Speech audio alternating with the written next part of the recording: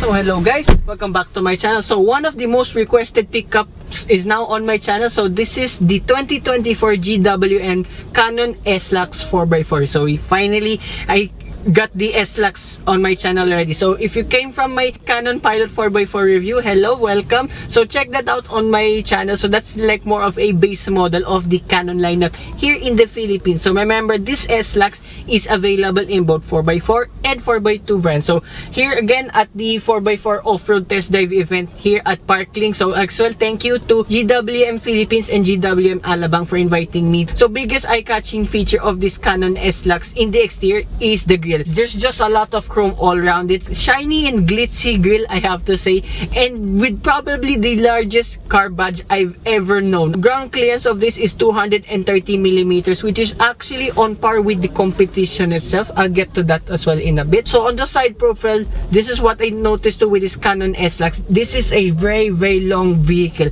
I am very astounded with the size. It's not near F-150 size, but it's much larger than some of its competition. Actually, even larger, I would assume, like with the Ford Ranger that's just in front of me. So at the rear of this Canon Slux, more or less the same like with the Canon Pilot itself. What I like now too with this Slux model, you get tailgate assist now. I can literally carry the tailgate with one finger alone. So these are the dimensions of the load bed, and the payload capacity is 1,130 kilograms and brake towing capacity is at 3,000 kilograms. So more or less on par with its competition. So two, I know the dimensions of this load bed is one of the widest and longest in its class. So to the point, I think you can fit a Blue Shock Race electric go-kart at the rear. So that's one of the reasons I want to get this Canon.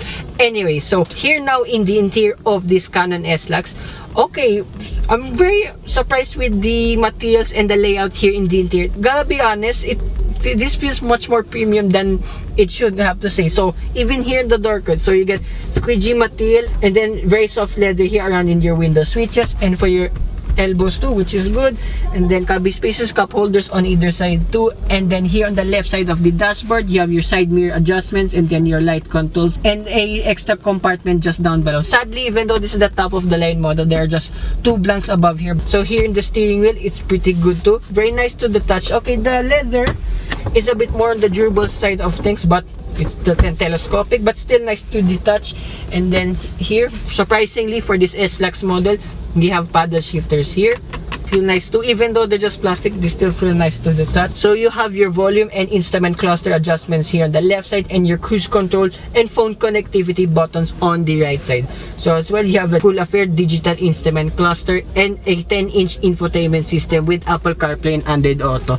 And then the reverse camera, okay, pretty alright too. And then way further down below, similar like with the Canon Pilot, you have your climate control functions. At least they're all physical. Oh yeah, too, you have your parking sensor button, 360-degree camera, hill descent control, and electronic stability control. And I found your rear locking the further on the right side. And way further down, you have two USB ports, 12-volt socket, and a wireless charging pad. Fits my phone perfectly. And then here around in the gear shift, yeah, there's a lot of blanks, but at least you still have some functioning buttons. Your 4 lows actually here, not on the gear shift itself. And then you have a swivel wheel here for your infotainment system. And what intrigued me with this Slux, doesn't the gear shift look like an alien queen xenomorph or a xenomorph itself? I mean, there's some uncanny resemblance. Anyway, so here further behind, center console box. Okay, it's pretty decent. And then if you move the storage tray backwards, it reveals your 2 cup holders. And then the space in the console box itself is pretty decent. And your glove box, oh, that's pretty good too. And then here in the dashboard itself, I like it's all squeegee materials yet again, and there's this mesh type here on the passenger side itself. I mean, it's plastic, but at least it's nice to look at. And also here too, being the Slux, the seats here are really good. There's like bronze trims around it, and it's very comfortable to sit in. And then you have 2 electronic adjustments for both front seats, which is good. And then above here, you have your light controls. They're all LEDs. And then sun visor, you have a vanity mirror. Only there's no light, sadly. Don't extend. Anyway, it's fine. So yeah, that's about here in front of this Canon Slux 4x4. Let's check out the rear seats. So here now in the rear of the Canon Slux 4x4. So here the door card, it's pretty much the same like the ones in front. This one is now plastic, it's no longer squeegee, but at least you still have the leather around here for your elbows and around here too in the window switch itself. So surprisingly for a Canon Slux, I just saw it Plus now, you have a fire extinguisher right here. No idea why you need that, but anyway, at least you don't have to buy one anymore in case of emergencies only. I like to, there's velcro around it, so you can just literally put it here wherever you want or remove it. So space here in the back is pretty good too. So feet room, knee room, and headroom throughout. Actually, this is one of the more spacious pickup trucks I've ever sat in this class too, by the way. I'm pretty impressive. And as well, the seats here is pretty much the same in front too. Leather again with the gold trims. Actually, one of the more comfortable pickups I've sat in quite a while. This is taking a lot of boxes already. So no wonder my sister likes it. Anyway, so here you have two map pockets behind both front seats, and then here in the middle you have two air conditioning vents, and then further down you have a USB port and a 220 volt outlet, which is very important for every pickup truck, remember that. So if I sit here now in the middle, the transmission tunnel is really wide, but it's small in height. You can put your feet wherever you want. And sitting here in the middle, okay, so it's alright. It's like every other pickup truck. It's a little bit stiffer though because of this central armrest. One nitpick though with this Canon SLux, yes, you have a central armrest, but there's no space for your cups though. But I mean, it does make up for it. You have them in either side of the door, but I wish there was cup holders here too in the central armrest itself.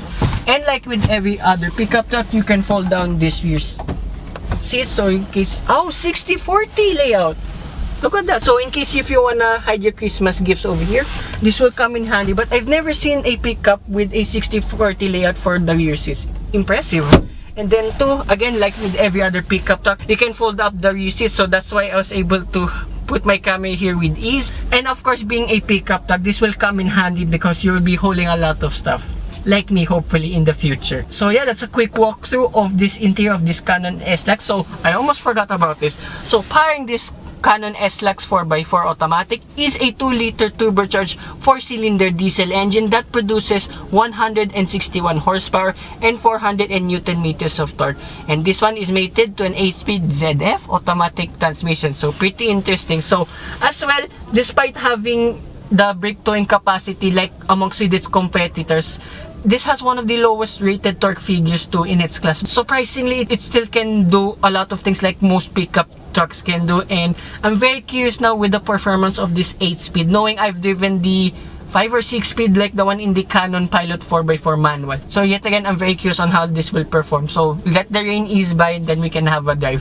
So a little bit more facts too. 0 to 100 kilometers per hour is that in 11.3 seconds, which is actually on par again with its competition. So yeah, just insert a SpongeBob meme on how long we're gonna test drive. 3 hours later.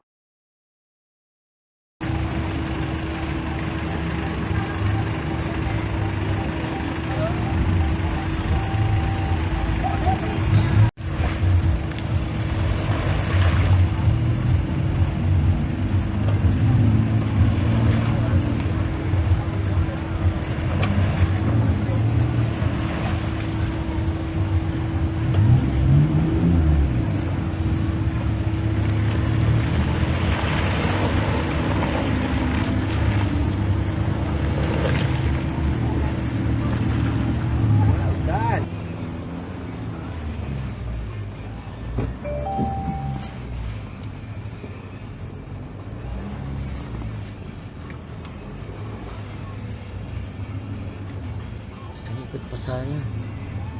Sumikot pa, saan tayo ikot?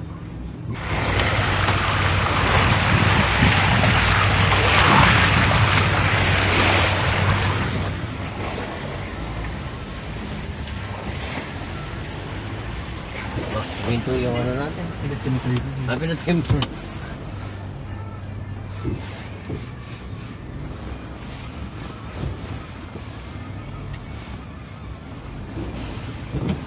Wow!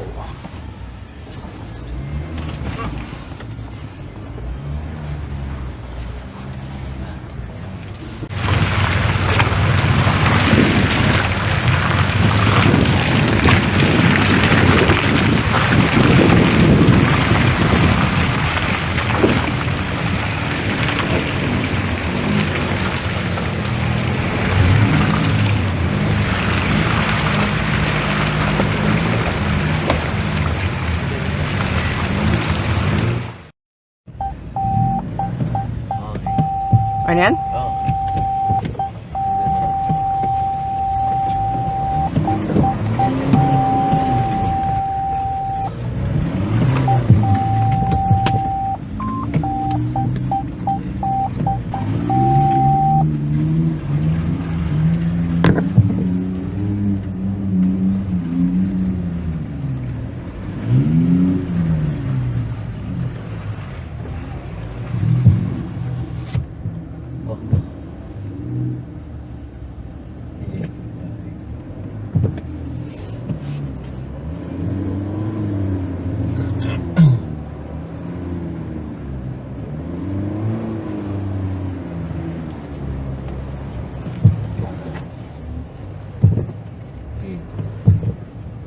bang wala.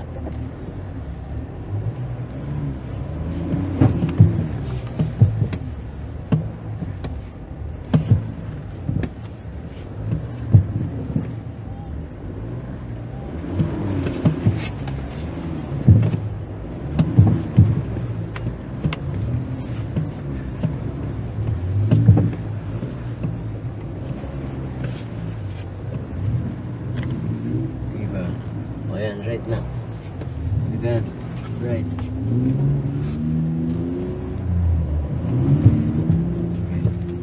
Saan ito? Dito tayo.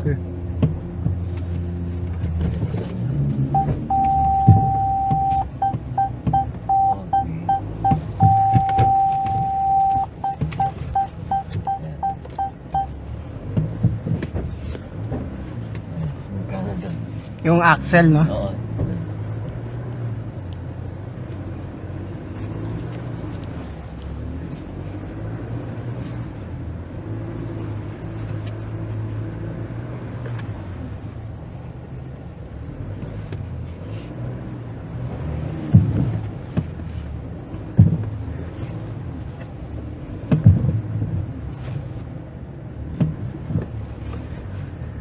Right sentro ano may mga butas. Kaya talaga sinushoot talaga natin. Oh.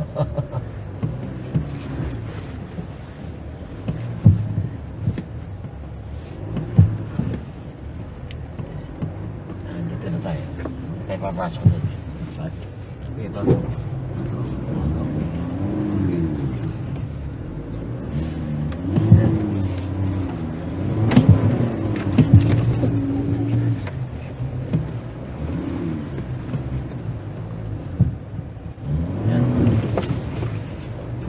Right tayo na.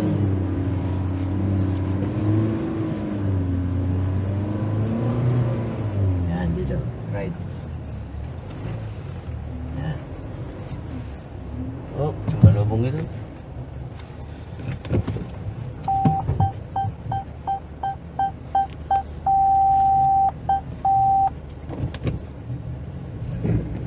Yeah, right.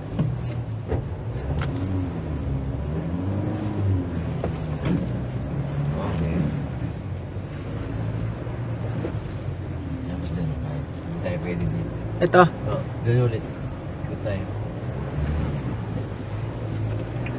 Yan. Kita.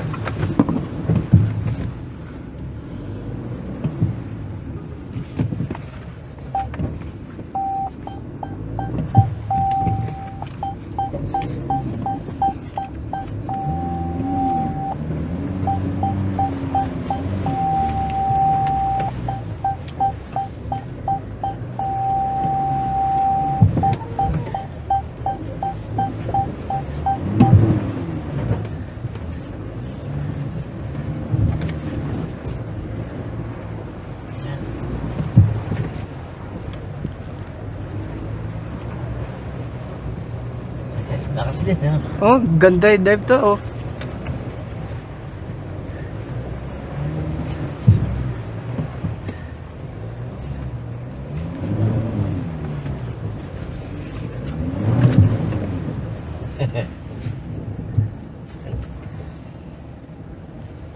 Sampaw mo na lang sa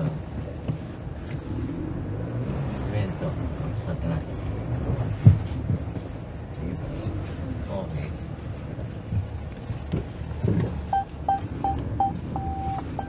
Stop daw, stop. Up. Stop. Ano na? Right, thank